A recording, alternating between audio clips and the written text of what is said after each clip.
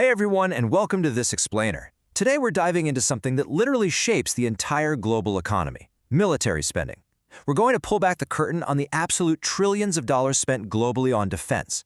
By taking a really close look at the data, from the Stockholm International Peace Research Institute, the International Institute for Strategic Studies, the Eco-Fact Network, and the U.S. Chamber of Commerce, we're going to unpack not just the raw numbers, but the complex economic trade-offs of these massive budgets.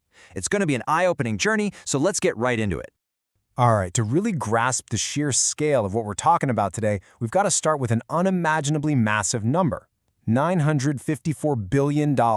That is the estimated military spending for the United States for the year 2025 alone.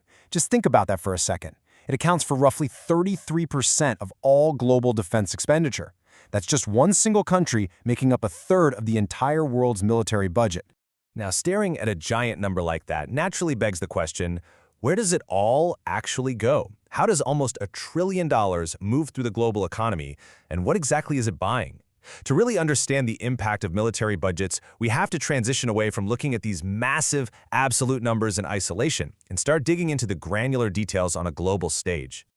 Section 1. The Global Spending Landscape, Absolute Dollars versus Economic Burden. When we look at the CIPRI estimates for the world's top spenders in absolute dollars, the hierarchy is pretty unmistakable. The U.S. is $954 billion, vastly outpaces everyone else. China follows at an estimated $336 billion, and Russia sits at $190 billion, with Germany coming in fourth at $114 billion. On paper, it absolutely looks like the United States is carrying an unmatchable economic weight. But wait until we look at this from a slightly different angle. Here is where things get really fascinating. Measuring by a percentage of GDP completely flips the narrative. Sure, the U.S. spends the most cash, but that represents about 3.1% of its gross domestic product. Compare that to relative spenders. This metric highlights the severe economic burden placed on nations actively in conflict or located in highly volatile regions.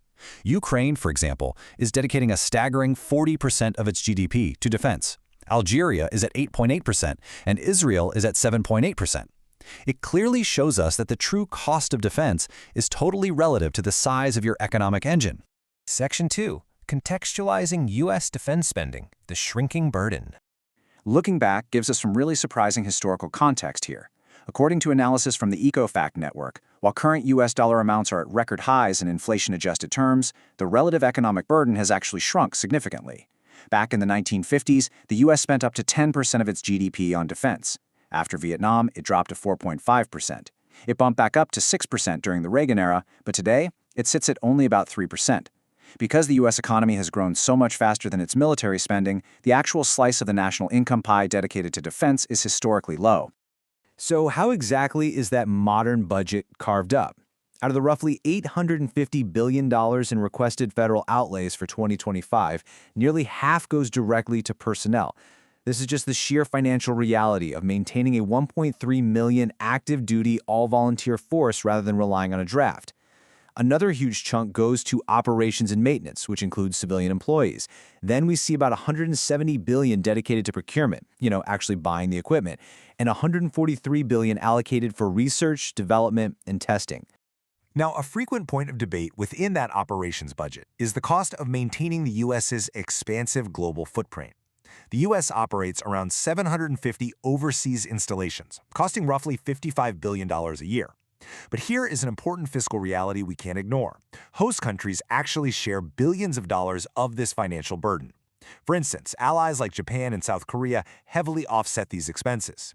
In fact, economists note that bringing all those troops home could sometimes end up being more expensive because the military would still have to pay their salaries while simultaneously funding the construction of massive new domestic bases to house them all. Section 3. Economics of National Security, the hidden ROI. Consider this pretty staggering metric from the U.S. Chamber of Commerce. Over 90% of all global trade moves by sea. Just let that sink in. It perfectly illustrates the absolutely critical economic utility of the sea services, like the Navy, the Marine Corps, and the Coast Guard. The modern global economy is completely reliant on open, secure maritime trade routes. By silently protecting those sea lanes, military infrastructure is essentially preventing inflation and shortages in our daily lives, ensuring the uninterrupted flow of multinational supply chains. And it goes way beyond just cargo ships. These forces safeguard the vital undersea cables that carry basically all global internet and banking traffic. Domestically, the Coast Guard manages 92,000 navigation aids like buoys and lighthouses, and the Merchant Marine helps provide secure transport that keeps global shipping costs competitive for all of us.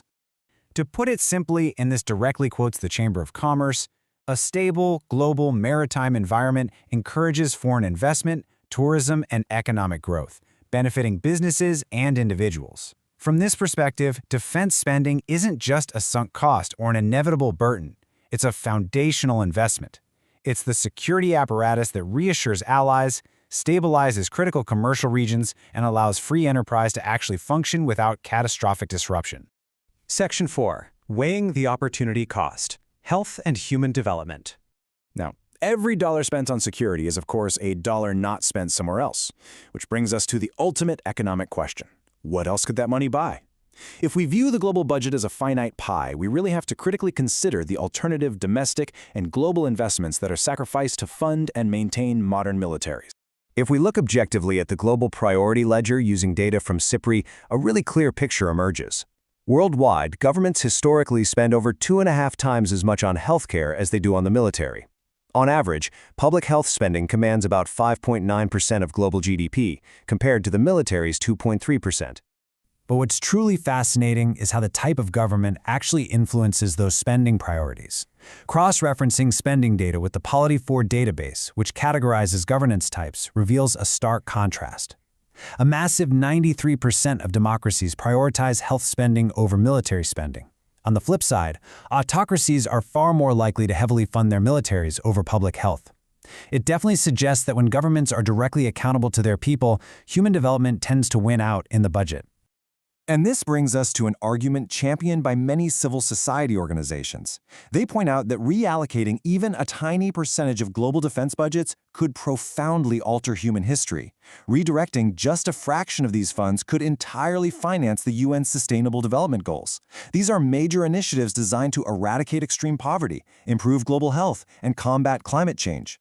The sheer size of military budgets means that even a 10% reduction globally would free up hundreds of billions of dollars for human development. Which leaves us with one final, profound question to think about. With global security and human development both hanging in the balance, what is the true cost of peace? As we've seen throughout this explainer, defense spending is an incredibly complex trade-off. It provides the very security that allows global trade and our daily lives to function smoothly, yet it also represents a massive allocation of capital that could otherwise be used to solve humanity's most pressing social and health crises. There are definitely no easy answers here, but understanding the data behind the dollars is the crucial first step. Thank you so much for joining me to explore this fascinating topic.